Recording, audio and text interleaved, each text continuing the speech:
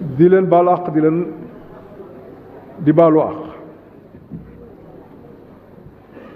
le 12 décembre altine bi passé ñëw nañ fii ci assemblée bi wax leen yéene bi nga xam ni gouvernement bi am na ko bëgg na koo def ci ndigalu président Macky Sall ndax ni suñu constitution bindoo président de la République moom mooy définir politique bi gouvernement bi di ko mettre en œuvre premier ministre di ko coordonner li ko jiitu matagul semaine samedi bi passé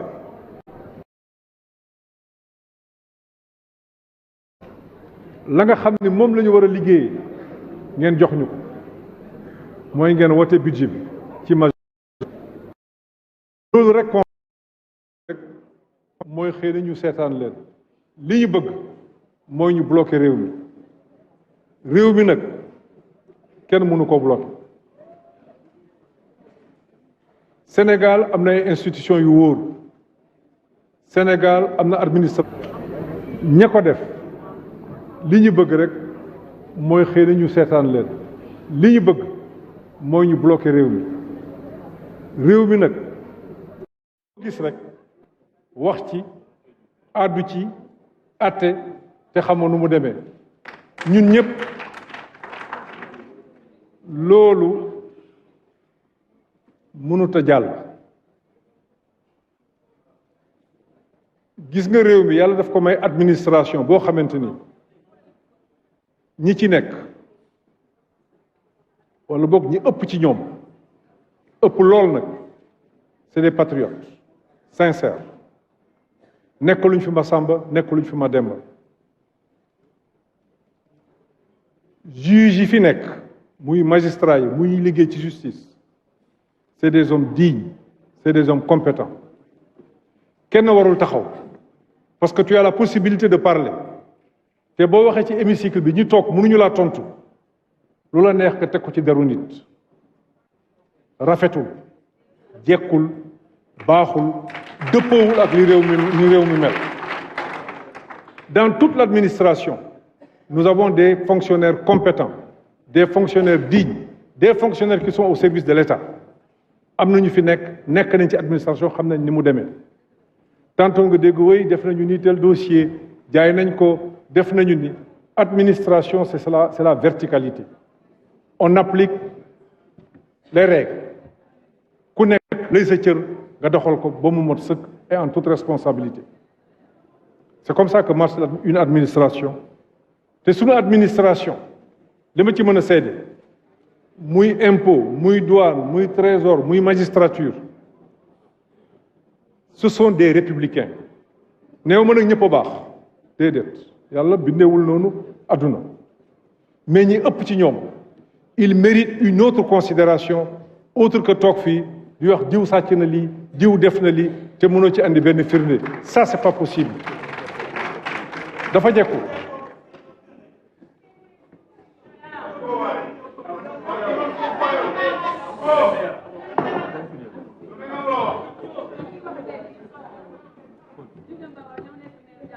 gouvernement bi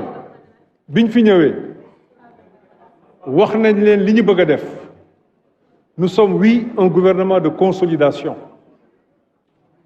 président Macky Sall le Sénégal fal en 2012 muy doxal réew mi ba 2022 fi ñu nekk nii moom la yàlla teg ci bopp réew mi lim fi liggéey mais bu nekkee buñ ko waxee am na ñu muy gêné mais nañu ne lii baaxul lii moo gën le bilan oui on le fait parce que le bilan est élogieux mais bilan bi waxuma asaka bi j'ai parlé pendant 2 heures de temps mais waxuma asaka bi les ministres ku ci nekk jaar nga fi ku ci nekk wax nga mais je suis sûr que ministres yi ku ci nekk kenn ci ñoom waxul lépp li ñu def un travail a été fait je ne dis pas que ñi fi nekkoon defuñu liggéey waxuma loolu non mais il faut admettre que li nga xam ni président def na ko ci en 12 ans ci secteur yépp lu ñu multiplier par 2 ci réalisation c'est par 3 ou par 4 dans tous les segments de la vie économique et sociale. C'est lié à la clarté de sa vision. C'est lié à son engagement pour le pays. dafa bëgg Sénégal Sénégal bëgg ko y a aucun problème dans ci loolu mais débat bi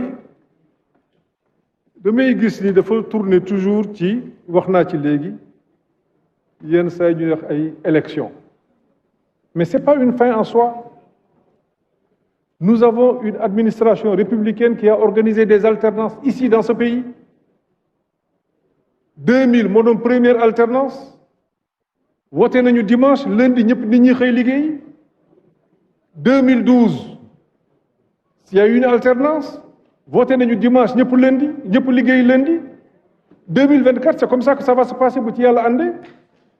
parce que l'administration elle est là elle fait son boulot et les citoyens savent choisir mais jarul bi gën a soxla fi mu nekk nii mooy nañ liggéey et non ñu bloqué ko loolu la réew mi gën a soxla nañu liggéey et non ñu bloqué ko le premier ministre qu'est-ce qu'il peut vous dire mais on fera tout pour que institution yi tegu ci yoon liggéey c'est ça l'engagement du premier ministre maintenant nit ku nekk ci ñun am nga nag droit ne lii laa bëgg wala lii laa bañ ku nekk ci ñun man fii laa gisee buñ nee candidature ñii tudd ku leen neex ñii tudd Macky Sall nit ñi bañ mais où est le problème xanaa dañ ko ragal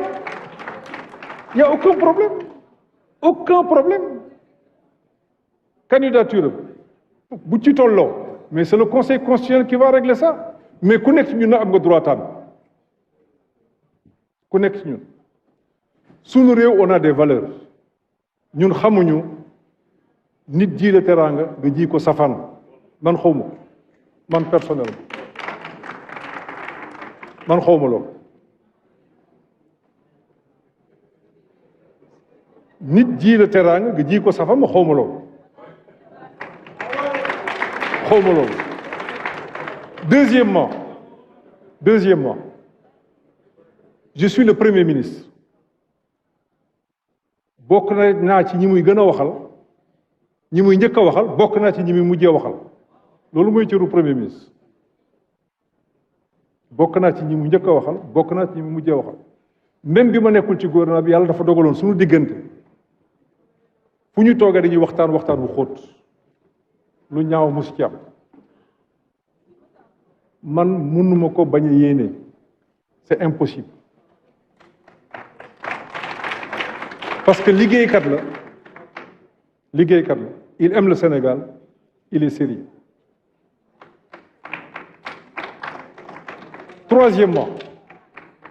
mais ku ci nekk ci ñun bokk nga ci parti ñi nekk ay non alignés man APR laa bokk c'est un choix volontaire c'est pour ne pas fuir certaines questions parce que lu dul yàlla neen la man APR laa bokk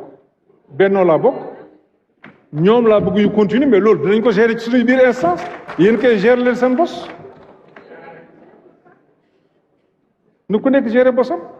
vous parlez d'une motion de censure et on parle de 3e mandat 4e mandat 5e mandat 6e mandat mais où est le problème mais li réew mi gën a soxla mooy ñu liggéey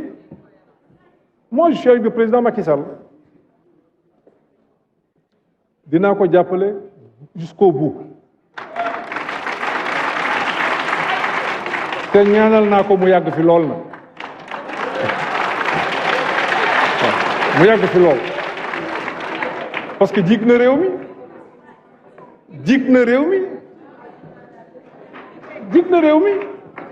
maintenant yeneen yi ci des où est le problème ñun suñu parti nañ daje mais réew mi soxla na ko c'est ça la vérité aussi réew mi soxla na ko et vous avez raison de le soutenir le gouvernement a raison d'être derrière lui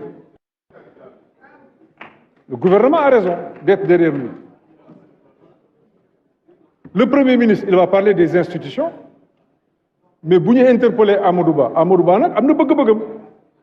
am na sañ-sañam, am na sañ-sañam, am na ay xaritam. Macky Sall sama xarit la, moom lay jàppale. Je vous remercie. Merci.